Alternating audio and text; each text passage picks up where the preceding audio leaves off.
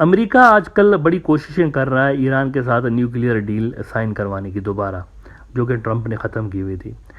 अब ऐसा है कि अमेरिका ईरान के साथ न्यूक्लियर डील इसलिए भी करना चाहता है कि इसके दो तीन रीजंस हैं। एक तो ये कि वो इनके न्यूक्लियर प्रोग्राम को ज़रा कुछ साल के लिए पॉज पे डालना चाहते हैं। कुछ साल वो कहते हैं कि हम ज़रा चीन पे फोकस कर लें, वरना ईरान जो है इसकी डीप प्रेजेंस है मिडल ईस्ट के अंदर, ये हमें मिडल ईस्ट में सक इन कर लेगा। सीरिया में, लेबनान में, इराक में इनकी प्रेजेंस है, तो ये मुकम्मल तौर पर हमारे कंटेनमेंट ऑफ चाइना पॉलिसीज़ को धपड़धूस कर देंगे। ये आए दिन यहाँ पर कुछ ना कुछ ऐसा करते रहेंगे जिस वजह से हम डिस्ट्रैक्ट रहेंगे, हमारा फोकस हटा रहेगा बिल्कुल, और हम मिडल ईस्ट के अंदर इंगेज होंगे। तो इसीलिए वो चाहते हैं, डील के जो हामी हैं अमेरिका के अंदर, वो कहते हैं कि डील करके इनसे जान छुड़ाओ और भागो मिडल ईस्ट के फड्डों से and focus on China, the ultimate threat for American global order, जिसमें वैसे क्रैक्स पड़ना शुरू हो चुके हैं। ये जो डील की हामी फोर्सेज हैं वो कह रहे हैं कि ईरान हमारे लिए थ्रेट नहीं है, ग्लोबल ऑर्डर के लिए चाइना है, तो उस पर फोकस करें। लेकिन जो दूसरा ब्लॉक है अमेरिका के अंदर, इजराइल और एंटी ईरान फोर्सेस जो है उनके जो हामी हैं, वो कहते हैं कि लुक, सालों तक सैंक्शंस और अमरीकी दबाव की वजह से हमने ईरान को डिप्लोमेटिकली और फाइनेंशियली आइसोलेट किया है, चोट पहुंचाई है। लिहाजा वो इस लायक नहीं है कि जल्द अपना न्यूक्लियर बम बना सकें। इसीलिए ये फोर्सेस कह रही हैं कि देखें आप कि ईरान ने उन्हीं मुल्कों से ज़्यादा हाल में रवाबित जारी रखे हैं, बढ़ाए हैं, जहाँ पर ऑटोक्रेसी है। चीन, नॉर्थ कोरिया, रूस का मिसाल वो देते हैं। बल्कि चीन के लिए तो अब ईरान जो है वो टॉप ट्रेड पार्टनर भी है, और उसका सबसे बड़ा इन्वेस्टर ईरान का भी चीन है। ये उनके जो एंटी डील फोर्सेज है अमेरिका के अंदर, उनके दलाइल हैं कि हमने आइसोलेट किया हुआ है तो हम इनको रोक सकते हैं इस तरह करके, अगर हम इनसे डील ना करें तो वी कैन स्टॉप देम। लेकिन देखें, ये फजूल आर्ग्यूमेंट है, ये जो एंटी डील फोर्सेज हैं उनकी तरफ से फजूल आर्ग्यूमेंट है। क्योंकि अगर आप कह रहे हैं कि चीन ईरान के साथ क्लोज हो चुका है और रशिया के साथ क्लोज हो चुका है, तो मुझे ये बताएं कि ईरान के अलावा तो चाइनीज़ के ये जो ईरान के राइवल फोर्सेज हैं, सऊदी, यूएई, इनसे भी तो स्ट्रॉन्ग रिलेशंस हैं और ये अच्छे पार्टनर रहे हैं अमेरिका के।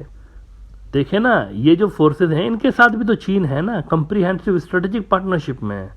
रूस की तरह चीन को खुद को भी मिडल ईस्ट के अंदर दो कैंप्स को बैलेंस करके चलना पड़ता है। सिर्फ ऐसा नहीं है कि अमेरिका को चलना पड़ेगा, इनको भी चलना पड़ता है, चाइनीज को। लेकिन एटलीस्ट खराब यूएस ईरान रिलेशन से चाइना फायदा जरूर उठाता रहा, ये फैक्ट है। वहां पर मिडल ईस्ट में चीन इसी फैक्टर की वजह से दिन ब दिन पावरफुल होता जा रहा है, विच मीन्स चीन का मिडल ईस्ट के अंदर फुटप्रिंट पहले से ज्यादा डीप हो चुका है। अभी गुज़िश्ता साल ही तो चीन ने ईरान के साथ 25 साल की डील की है, 400 अरब डॉलर्स की। फॉरेन पॉलिसी एक बड़ा वेस्टर्न न्यूज आउटलेट है, ये रिपोर्ट कर रहे हैं कि how Beijing benefits from a new Iran deal, the nuclear agreement could unleash Chinese activity in the gulf and complicate US goals in the Indo Pacific. Iran के पास दो बड़े strategic weapons हैं बेसिकली। एक तो इनका ऑयल एंड गैस है। आप देखें, रशिया को जब इनके ऊपर प्रेशर डाला है, डिप्लोमेटिक आइसोलेशन वगैरह वगैरह, तो रशिया ने क्या किया है, रशिया ने अपनी ऑयल और गैस को as a diplomatic weapon use किया है, और अपने डिप्लोमेटिक टाइज जो हैं उनको बचाने के लिए उन्होंने ये चीज़ यूज़ की है। और जंग की वजह से अपनी इकोनॉमी को भी पुतिन ने ऑयल और गैस के जरिए बचाया हुआ है। तो ये चीज़ तो ईरान के पास भी है ना, तो ईरान आइसोलेट कैसे हो सकता है? वो तो चीप डिस्काउंटेड ऑयल पे वैसे ही इंडिया को और चीन को और बहुत सारे मुल्कों को ऑयल बेच रहा है। लेकिन ईरान के पास एक और बहुत बड़ा एक वेपन है, उसकी ज्योग्राफिकल लोकेशन बड़ी इंपॉर्टेंट है। स्ट्रेट ऑफ हॉर्मुज़ जो है इसके बिल्कुल ऊपर है ईरान। ईरान के रास्तों से ही दुनिया का अक्सर तेल जो है, समुद्री रास्तों से दुनिया का अक्सर तेल जो है वो गुजर रहा होता है। ईरान के साथ अमेरिका के ख़राब टाइप्स का फ़ायदा एक तरफ जहां चीन उठा रहा है सस्ता ऑयल ख़रीद के ईरान से और मिडल ईस्ट में अपनी इन्फ्लुएंस बढ़ा रहा है, वहीं इसका लॉस अमेरिकन इत्तेहादियों को भी पड़ रहा है। इंडिया ने अफगानिस्तान की ग्रेट गेम में इन रहने के लिए ईरानी पोर्ट्स पर रिलाई किया था। इंडिया अमेरिका का इत्तेहादी है, देख रहे हैं आप, तो ये सारी चीज़ें कनेक्टेड है।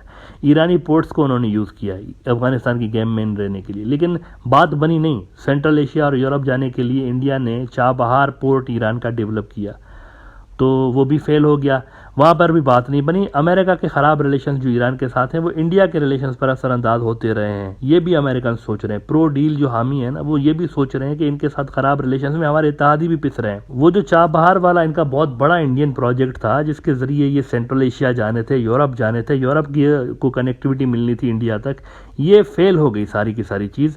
और चाबहार रेल रोड प्रोजेक्ट से ईरान ने इंडिया को किकआउट भी कर दिया था। तो मेरे ख्याल से अमेरिका जानता है, अब उनको अपनी गलतियों का एहसास हो गया है कि उनकी गलत पॉलिसियों के कारण first they pushed Iran towards Russia and China. ज़ाहिर सी बात है, इसराइल की वजह से जब ये मुकम्मल तौर पर बायकॉट करके इनका बैठे रहे तो ईरान के पास कोई ऑप्शन ही नहीं था ना वहाँ पर जाने के अलावा, रशिया और चाइना के अलावा।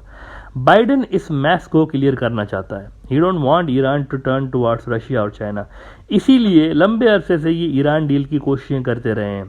कामयाब भी हुई कोशिशें लास्ट टाइम, लेकिन फिर ट्रंप ने आके गड़बड़ कर दी थी। ट्रंप ने वो डील ही उड़ा दी थी। अलबत्ता अब अमेरिका इसको रिवाइव करने की कोशिश कर रहा है। तो आप देखें, ईरान वाले मामले पे अमेरिका में एक स्प्लिट है, डिवीजन है एक, और बड़ी एक शदीद किस्म की डिवीजन है।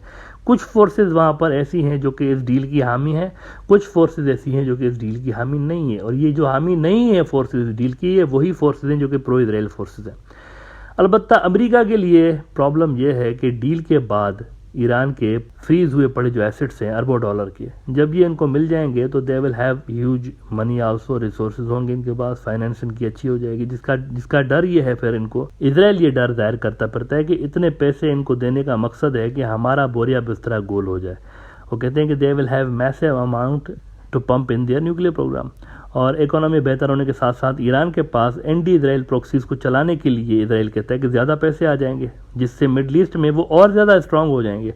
और फिर चूंकि ईरान की चीन के साथ कॉम्प्रीहेंसिव स्ट्रेटजिक पार्टनरशिप है and they rely on Chinese heavily, ऐसे में मिडल ईस्ट के अंदर स्ट्रांग ईरान सबसे ज़्यादा चीन को खुद को सपोर्ट करेगा। इजरायली अमेरिकन को ये पट्टी पढ़ा रहे हैं कि यहाँ पर ईरान का स्ट्रांग होना मतलब चाइना का स्ट्रांग होना।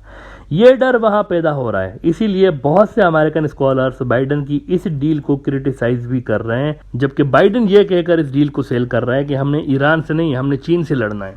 लिहाजा ये जो ईरान और अमेरिका डील है ना, बहुत ज़्यादा इंपॉर्टेंट है। ये रीजन का नक्शा चेंज कर सकती है। अगर ये डील हो गई, इजराइल को यकीनी तौर पर इससे नुकसान होगा। इजराइल के जो कंसर्न्स हैं कि ईरानियंस के चलो कुछ साल के लिए हो सकता है कि वो पॉज कर दें अपना न्यूक्लियर प्रोग्राम, लेकिन ये ख़त्म तो नहीं कर सकते ना ईरानियंस, क्योंकि ईरानियंस को खुद को एग्जिस्टेंशियल थ्रेट है इजराइल से। तो वो न्यूक्लियर बम को एक बेहतरीन इक्वलाइजर के तौर पर देखते हैं कि अगर उनके पास है, हमारे पास भी होगा, तो ये एक डिटरेंस होगा हमारे पास। लिहाजा इजरायली समझ रहे हैं कि ये कभी भी रोल बैक नहीं कर सकते, ख़त्म नहीं कर सकते, सिर्फ पॉज कर सकते हैं। लेकिन इस पॉज करने के बदले में वो फाइनेंशियली, डिप्लोमेटिकली इतने स्ट्रांग हो जाएंगे कि कल को कोई मसला ही नहीं होगा इनके लिए न्यूक्लियर बम बनाना। अब यहाँ पर यूँ समझिए कि मामलात डेड एंड पर आ चुके हैं अमेरिका के और इजराइल के लिए। डिप्लोमेटिक लेवल पर दोनों मुल्कों के दरमियान शदीद कशीदगी है और बाइडेन के लिए ये इतना आसान होगा नहीं डील करना। अभी सुनने में आ रहा है, जो कि खबरें आ रही हैं इंटरनेशनल मीडिया आउटलेट्स में, कि आखिरी स्टेज पर पहुंच चुकी है इनके टॉक्स और कभी भी ये डील जो है आने वाले कुछ महीनों के अंदर साइन हो सकती है। लेकिन इस बीच मुमकिन है कि इजराइल कोई ऐसी कार्रवाई डाल दे जिस वजह से चीज़ें डीरेल हो जाएं। लेकिन उसके लिए फिर इजराइल कम से कम ये कोशिश करेगा कि बाइडेन एडमिनिस्ट्रेशन है उसको ज़रा ऊपर नीचे कर दें, क्योंकि बाइडेन एडमिनिस्ट्रेशन के होते हुए इस डील का रोल बैक होना या ख़त्म होना ये मुमकिन नज़र नहीं आ रहा। ट्रंप अगर आ जाता है या कोई और प्रेसिडेंट आ जाता है तो हो सकता है कि इजराइल के लिए बात बन जाए, लेकिन इस मौजूदा सूरत हाल में इजराइल की दाल गलना मुमकिन नज़र नहीं आ रहा।